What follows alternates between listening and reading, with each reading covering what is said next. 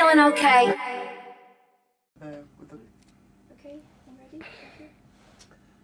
So, David, why are we coming back to Pulse now?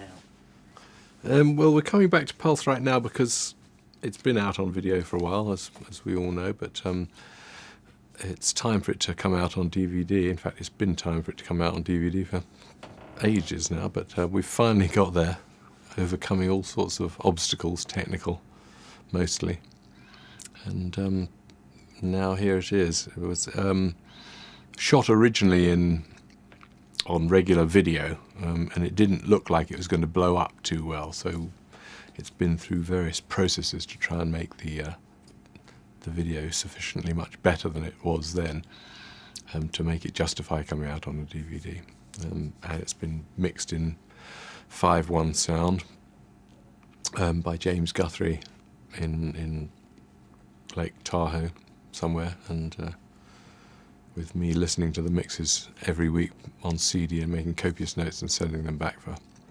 So it's a very long-winded process of doing the mixing, because everything has to be flying back and forth across the Atlantic constantly before decisions get made.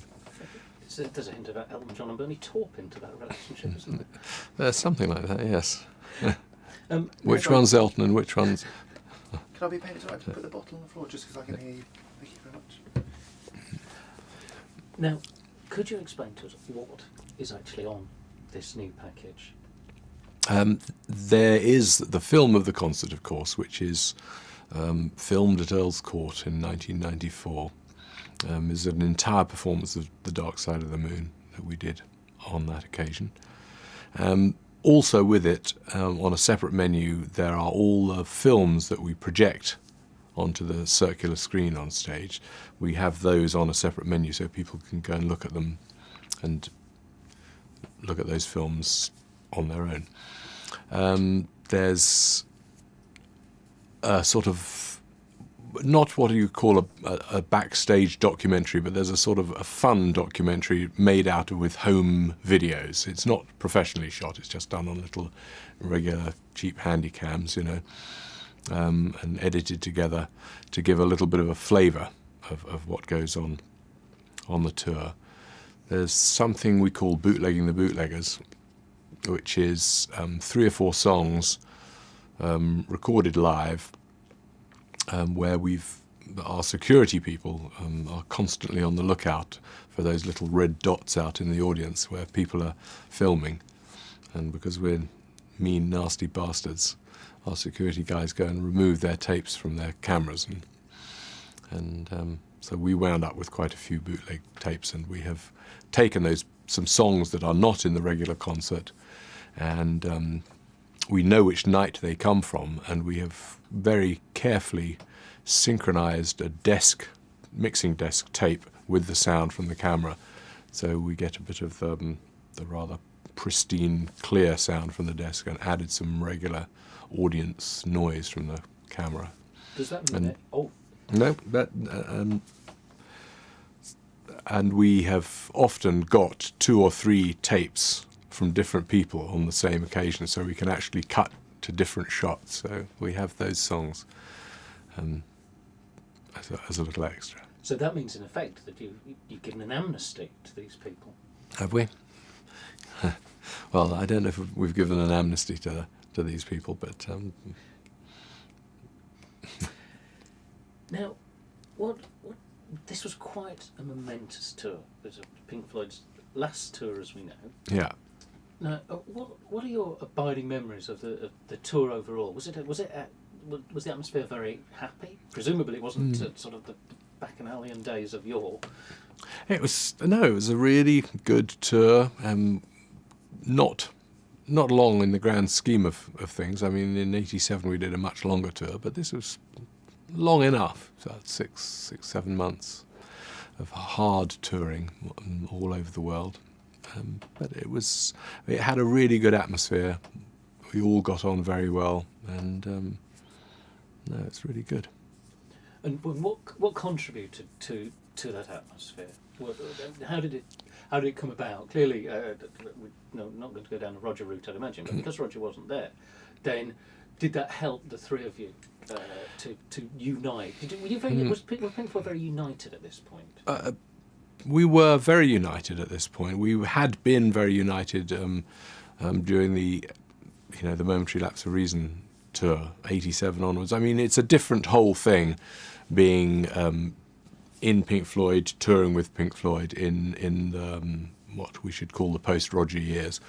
It's in many ways more united and more enjoyable to do that sort of thing, and this tour was like that. I mean, did you feel that you were sort of conquering army, going into various towns, taking them over for a long period, and then going out again? It must feel quite remarkable being in the centre of that particular bubble. It's a pretty strange life to lead, going out on tour and, as you say, turning up in strange towns and taking them over for a few days and then wandering off somewhere else. And 14 nights at Earl's Court, that's a staggering achievement in itself. Did it surprise you that you still had the clout to do that? And how did you feel about playing all those nights then? 14 nights sold out at Earl's Court is a pretty big thing. I had no idea that we would be able to sell quite that many nights out. But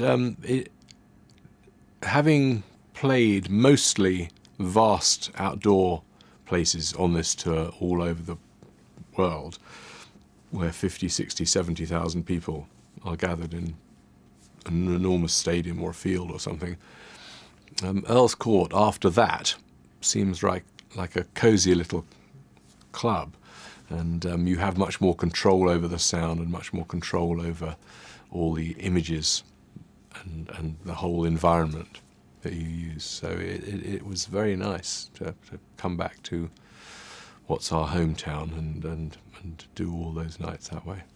Were you surprised that Pink Floyd could still do that? I can't remember really. I can't remember how surprised I was at the time. It seems pretty extraordinary to me now, thinking back that 14 nights of however many 15, 16, 17,000 people in that place.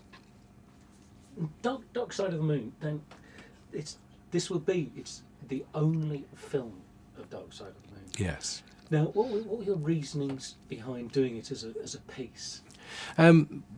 Well, we were enjoying playing the tour, playing a sort of a greatest hits package, and at some point the suggestion came up that as we were already playing 3 or 4 songs from Dark Side of the Moon, that we should send people off back in England to dig out all the bits of film and tape while we rehearsed up the other few songs and see how it would work. So we started doing rehearsals at sound checks in the afternoons of other shows of the various songs from Dark Side, and it started feeling like it was getting pretty good. And at some point in America, I can't remember which city we were in, we had finally gathered together all the bits of film, quadraphonic tapes, and finally had it all rehearsed. And it was just a night where we said, shall we launch into it? And we did, and the audience were pretty surprised. We hadn't announced it or anything, and it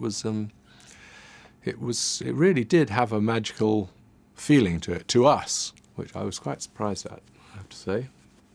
Yeah. And so we did it a few more times on that tour and started throwing it in about one night in 3 from then on. And did you yourself feel comfortable with those songs? Did you feel comfortable doing them? Yes, absolutely felt comfortable doing them. Why do you ask? Partially because obviously in the actual video you very generously give Roger a tribute for writing the songs, and people, I think there's an assumption that you may be uncomfortable singing Roger's songs. Well, there's 2 or 3. There's 3 songs of Roger's that are exclusively Roger songs on that record, I think, and there are 2 songs that he sang originally. So I've never felt remotely uncomfortable singing the songs that I sang in the first place. And of course, a lot of the music was written by the rest of us. So it was. I think that it was correct to give him his due credit for writing the words, but it's a Pink Floyd record, and we all felt pretty comfortable with doing it. And your voice as well. It's an incredibly it's a raspy voice as well on this particular thing. Were you finding your fate as being the chief lead singer? I was always the chief singer. Roger never was the singer. I mean, I don't know where people get this idea from. I sang virtually everything on virtually all those albums. It is. You know, Roger only sang 2 songs on Dark Side of the Moon. I'm just concerned about the time. Can we just concentrate on the DVD? Questions about how they put together and stuff. Okay, fine. So tell us more about the remixing of it. I mean, how, in more detail, how does it work? Did you give the actual stuff to James Guthrie and say, you do it? Well, basically, we gave the stuff to James Guthrie, and he has a studio in Lake Tahoe, in the States, and he mixes the sound to the way that he feels comfortable with it, and then he sends it to me, and I have to have a very similar setup in my studio at home with a 5.1 sound system, and I have to listen to it, 2 or 3 times, make notes, email him with my notes, and then wait till I get another CD a week or 2 later with the changes on, and then go through the whole process again. And that process of going backwards and forth went on for months. Yeah. And what about the DVD? The DVD edit. What difference has that made to the actual film? The film is pretty much the same film, but I was very concerned about the quality, and with the amount of people these days having big screens, these big plasma screens and stuff like that, the old regular video that was shot before high definition was available, and was shot for reasons of not ruining the concert on the night by putting too much extra lighting in. It made using film a very difficult option, so we decided to go for video at the time. Possibly a mistake in hindsight, but anyway. I mean, a mistake in terms of we could have got a better result for video and for DVD purposes if we'd shot on film, but it would have made the concert on the night less good because we'd have had to use much more lighting than we were used to using. And I did go to, the IMAX cinema, and saw a film that had recently been released on the regular cinema that had been blown up for IMAX, and read something about it, that they have a computerized system where they can take every frame and digitize it and blow it up, and increase its quality to the extent that from a 35mm little frame like that, they can blow it up to a frame like that. And I wondered if IMAX or anyone else had got a digitizing system which could take that old video footage and enhance it sufficiently so that it could really be blown up, i.e. sort of chrome out the lines and those sort of things. And there are various processes that have been invented over the past few years, and we have used some of those things on it to try and make it better. It's still in 4:3, it's still not in 16:9, which some people would have liked, but we've done absolutely everything that we have found that we are able to do to it to try and make it as good quality as we can possibly make it. And the 5.1 mix, because obviously there's previous Pink Floyd stuff that has been done in 5.1 mix. Yeah. What do you feel it adds to Pulse? Well, it makes it much more like being. Start with the 5.1 mix, please. Oh yeah, sorry.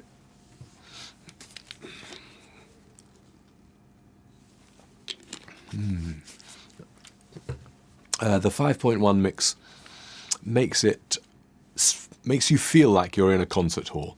You've got, particularly for us, because we use quadraphonic sound effects and things, and they go right round the room.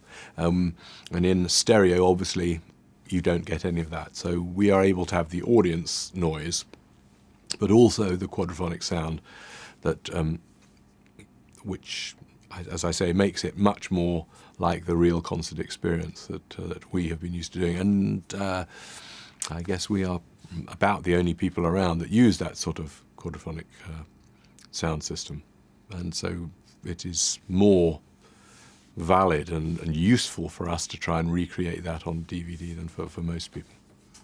And the actual packaging, because obviously the original packaging to Pulse was fantastic. The little blinking light. How is this going to be packaged? Slightly different packaging, but very glamorously done by Storm. I haven't even looked at the packaging most of it myself. Just those two great big balls. I haven't looked at the rest of it yet. So, well, tell us about the cover and what Storm's done, because he's done new work on it, hasn't he? Yeah, but I don't really know what it is. I mean, apart from this lovely picture with two big balls on it. Two balls on the cover. Dear, oh dear. I'm sure Nick or someone will know much more about it. I've been so busy that. What do you think that Pulse says about Pink Floyd? Is it very much a record of a happy time? Pulse captures that moment of 1994, where we had recovered from Roger disappearing off into his own vapour.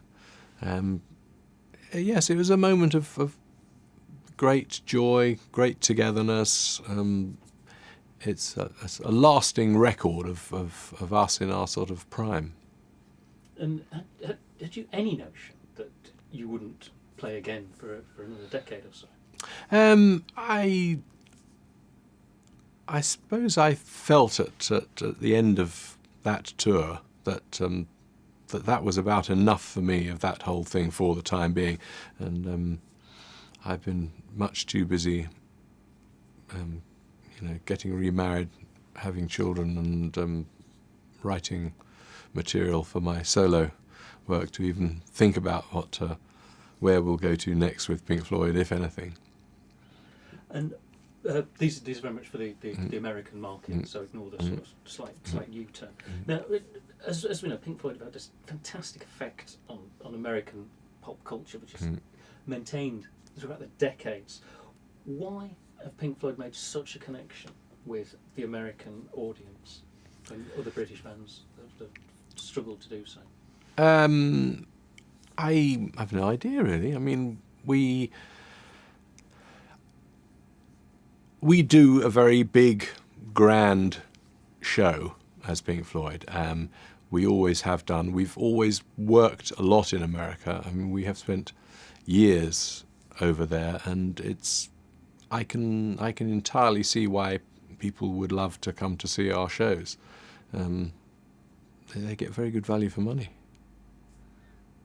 And that American connection. I don't know that there's more. I mean, I wouldn't agree with you that there's more of an American connection than anywhere else.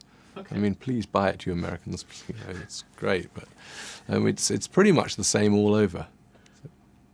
Okay. I mean, from sort of personal anecdotes about what it seems to David when he watches the concert back now, what he feels about it when he sees it, that kind of thing. Okay.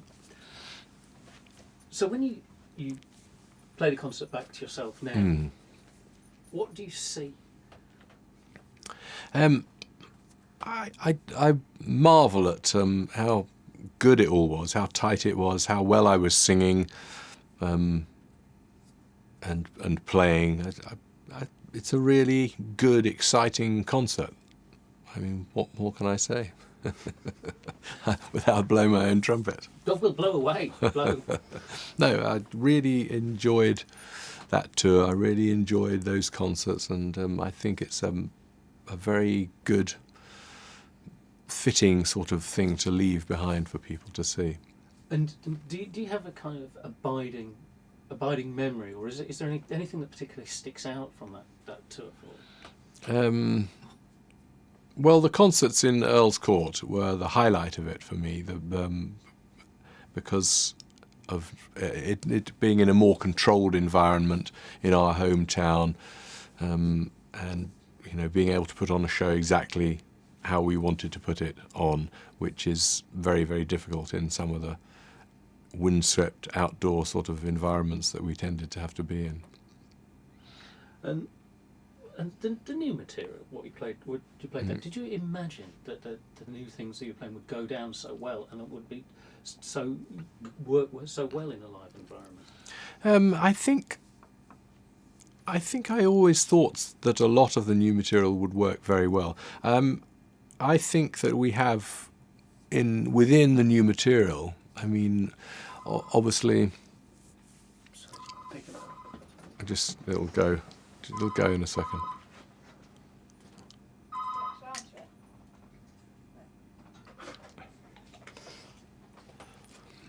Still rolling. Where was I? You, The- pardon? No. I think that. We're talking about the new songs and and how well they went down. But it's good to obviously to mention the title. Some of the new songs. Some of the new songs went down extremely well. I think obviously, every record that one makes, you look back to the early years, there are one or two great classic songs on each album. Dark Side of the Moon, maybe more, maybe 3 or 4. But some of the songs that we wrote on the Turning Away, on A Momentary Lapse of Reason, Sorrow, on that album, High Hopes, particularly on the Division Bell, and Keep Talking, have become, for me, Pink Floyd classics, and from the letters and stuff we get in, that seems to be a view shared by a lot of the audience. So, and when I now hear something like High Hopes come on, it does sound like one of our great classic songs. So they did go down extremely well in those concerts. And when the original Pulse came out, were you very pleased with it? And what? And do you think it's sort of aged as well? I'm extremely pleased with it when it first came out. Brilliantly filmed by David Mallet, and now sort of enhanced and re-edited a bit with the benefit of being able to look back on these things and make better and analytical corrections from what it was all those years ago. It's now re-edited, enhanced visually, enhanced sonically, in every way. It's much better than it ever could be on that poor limited old VHS medium. And what do you hope from it? Are you looking to introduce Pink Floyd to a younger audience, perhaps? There is always. It's one of the great things about Pink Floyd is that we do seem to be introduced by, I don't know who, older generations of kids to their younger generations, their younger siblings, or by parents to their children. We constantly seem to have a young audience that comes along. It's been very good for us. And how does the new Pulse fit into the Floyd canon? Where does it go? What does it say about Pink Floyd? Well, I just think the same thing. It's that Pulse will show people forever how great we were at doing what we did and how good a lot of the stuff was that we did. it'll be there for posterity to show us at our sort of in our prime doing what we did very well. Okay. Is there anything you need? No. Yes, a couple of small things. Could we have David actually saying that it is the only film recording of Dark Side of the Moon to me? Because I think that's a very special thing about Yeah. the DVD. Yeah. Would you mind just Yeah. telling us that? Yeah. And it is, of course, the only ever live video recording of a performance of Dark Side of the Moon, which is not exactly, but very similar to the way we used to do it in the 70s. Obviously, there's a couple of songs that Roger sang that I had to sing on this one, but it's pretty much exactly the way we would have done it all those years ago, and stands as a record of that. Which makes it quite an incentive for Floyd fans, both Yeah. hardcore and your new people. Indeed it does. And And the only other thing I thought of was it just about this technology side of it? Was it a strange mix of the past and the present for you working on this in terms of the actual sort of technology side of it? Does that Well, make sense? Well, I don't know much about all the technological side. I just sort of make requests for people to investigate the new technologies so that it can be applied to this and used. But I don't have enough information on who did what and exactly how it was done to be able to illuminate very much on that. Oh, that's fine. No, don't worry. I just thought it might be interesting. Was there anything else that you wanted to add about the DVD? Not that I can think of. Have I missed any important? We've talked about the remix of the sound. We've talked about the re-edit of the pictures and all the effects. And the documentary and the bootlegging the bootleggers. Yeah, I don't think there's anything else of any. Got rid of some other bloody stupid Talking Heads documentary that boring people saying how many trucks it took to take in. Oh, yeah. Threw that one out. No, I'm happy with that. Is there anything else that you wanted to go more to the American side? Now we've got 5 minutes. Well, it's As I'm struggling to say anything positive about America and the differences there. I mean, if you want to talk about the Americans, then maybe you can. I know you can't really explain your connection with the Americans, and I understand about it being the same as it is elsewhere. But perhaps when you were touring in America at this point, you were playing the small outdoor stadiums, weren't you, at that time? Rather big outdoor stadiums. Yeah. And if you could just explain a bit about that tour's American leg. Well, Sort of the places you played, the size of the venues, and how great it was. well, yes, we set off. We started the tour in America, in fact, and played a number of very large places all over the States, big stadiums. A great time was had by all. We rehearsed up and started playing Dark Side of the Moon in the States. I can't remember where it was. It might have been Chicago. But I can't remember exactly where the first performance was of that. But that added a whole new level of enjoyment for us when we were playing all those concerts stateside. Is that enough? Okay, that's everything I had to ask. Are you happy with everything, David? Yeah. Nothing else you want to say? No, quite trying to get across. No. No? Okay, thank you very much. Are you feeling okay?